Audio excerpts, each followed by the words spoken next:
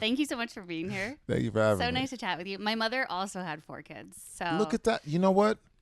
Where are you? She was a hard-working mom. Yeah, she was. I love that. Did She had she also? all 4 of us in 5 years. Did she work also? Yeah.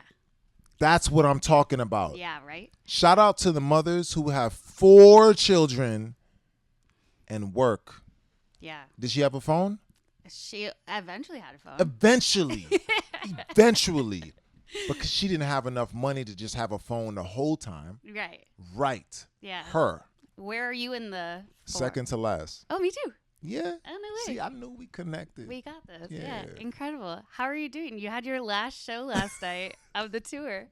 I'm doing good. I'm a little tired. Yeah, I can For sure. imagine. Does it feel good now that it's done? How are you feeling that it's wrapped? Yeah, I'm going to feel really good when I get home. Yeah. Like when I drop my bags, I got 6 pieces of luggage. I got a connecting flight. But when I land in Puerto Rico, when I drag the bags up the stairs and I plop on the bed, Yeah. that has to be ultimate feeling. I want flowers. I just thought about that. I want to get home and find flowers there. You're going to go home and what? I want to find flowers when I get in the house. What is that? Flowers. What is Roses. Oh, flowers. Yeah. Yeah. Yeah. I want to be, Yeah. Make it nice. I'm so sorry. We're having an interview. I'm sorry somebody said something. So sorry. Anything? Whoever has the mic.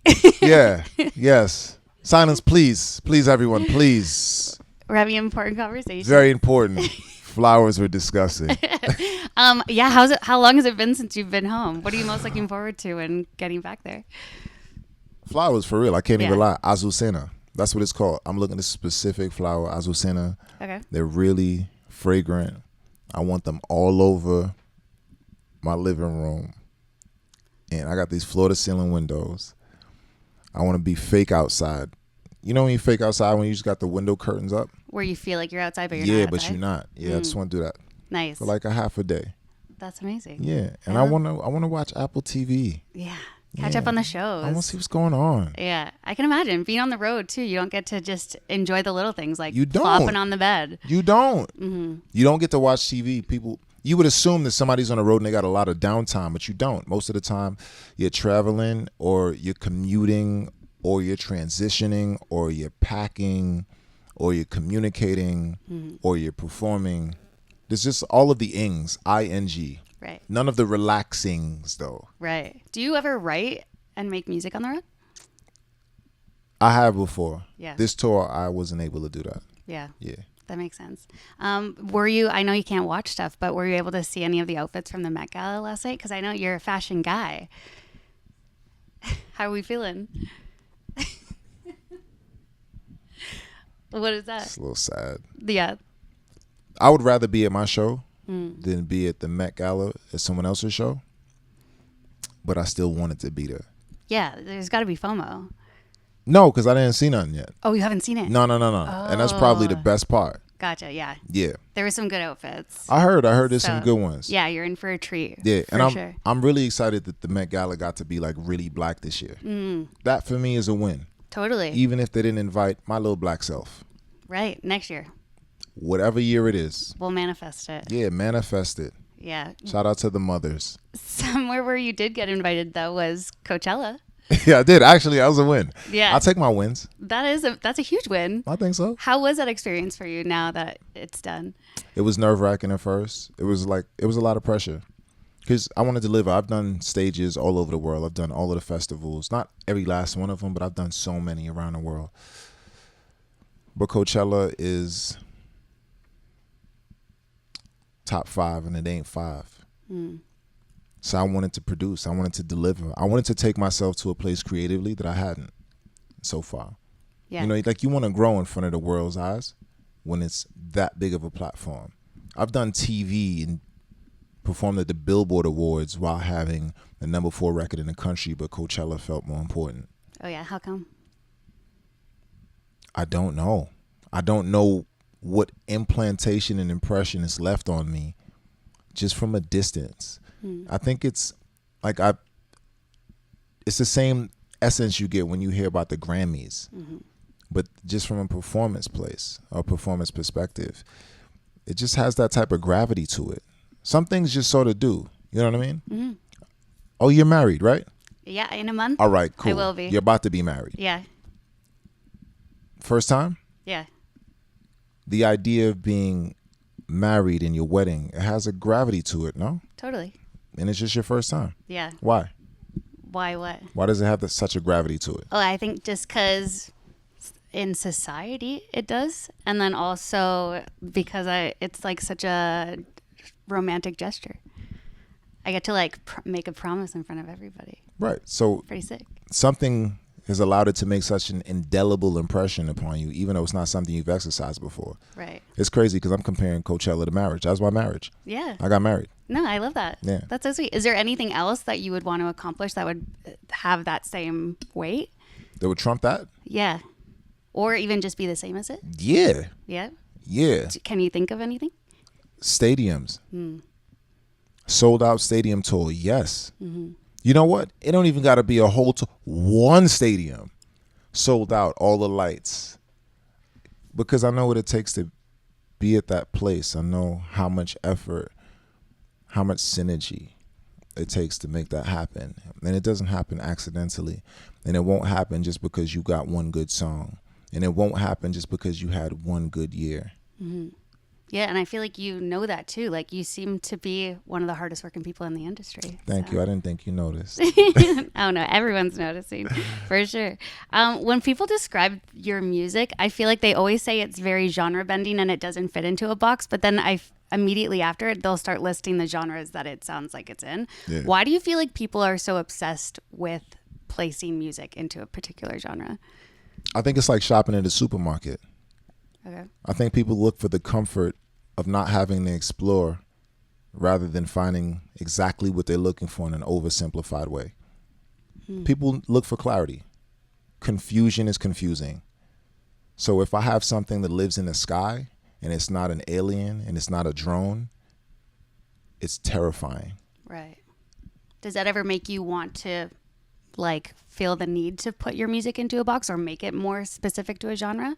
Because I feel like that would. No. Yeah, right? That's their problem. Yeah, nice. Yeah. I like that. They got to figure out the box that I fit in. I'm comfortable with myself. My box is 6'3", super melanated, and lives in Puerto Rico. I'm not worried. Yeah, totally. And that's obviously worked so far, too. So it far, seems so like, good. I had a few friends that were at the show last night, and even the videos I saw of the crowd, people just go crazy. Yeah. So that's got to be nice, too, to feed off that energy of everybody. It's a good feeling. It's more so than anything, it's a really good feeling to know that it's real. I was telling someone earlier, the realest part of my job is performance. When you put out songs on the internet or online and streaming, it's not real. You're just looking at numbers grow. It's like watching the stock market. It's not real until you take the cash out or you try to Apple Pay for a Ferrari. And then you go, oh, Bitcoin is real. That's when it becomes real, when I see people physically, tangibly in front of me that only existed in numerical format, singing songs, crying, bringing their kids out on date night, telling me the songs and music saved their life, literally saved their life. People that said they avoided doing harm to themselves just because I made a song about my own personal trauma. That is the greatest. That's the greatest and realest moment for me. Yeah. I was going to ask actually about numbers because you're like minutes away from hitting 1 million followers on Instagram. Does that, I guess that kind of goes into that. Does that mean anything to you? Like, is that something that's worth celebrating for you? For me personally, no. No. Yeah. But I think for some other people it would be. For me, I think it's more of a proof of concept to somebody else. I've already proven the concept to myself in so many ways. I know it's about real reach. Because the numbers could be fabricated. We've seen this. You start investigating people and you shake the tree and you can see who's fraudulent and who's not. Right. I've spun the globe 5, 6, 7 times. I don't know what tour I'm on. Yeah. I don't know what my streaming numbers are, how many billions it is. I know how many thousands of people come out every night. So if this number finally catches up to that number, I think it's good for the people who have to sell me, but I don't got to sell me to myself. So I'm pretty cool. Yeah, that's nice. How would you describe where you're at in your career right now? I'm at a reorganization phase. Okay. Yeah. I'm restructuring because I have to scale. I'm talking like these are this is business, lots of big business in my dialogue. I'm describing this year as my Harvard year. Okay. Literally, I'm in my Harvard year. Yeah.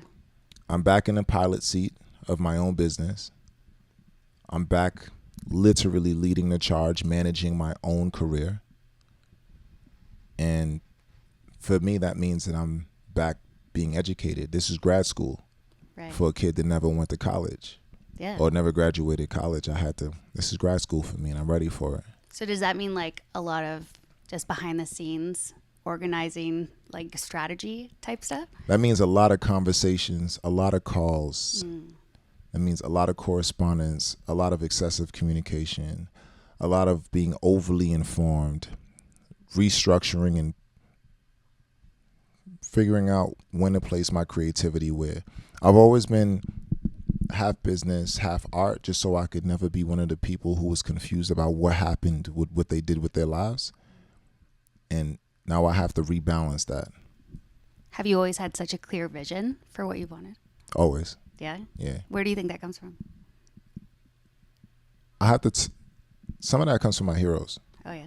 Yeah, the people that I got to watch objectively from like across the street from a borough over. I'm from Brooklyn. So I got to watch Rockefeller growing up. I got to watch Jay from a distance going, oh, I'm watching him build his business. I was watching it from the TV, but that was close enough to me because I know he was in the next neighborhood. I just got to watch other entrepreneurs who look like me, who made something happen in a space where there was no possible way, where there was no pre-carved territory or no pre-organized route. So I always wanted to be on the better side of business, the more forgiving side of business, where I was clear on what would happen if I paid attention.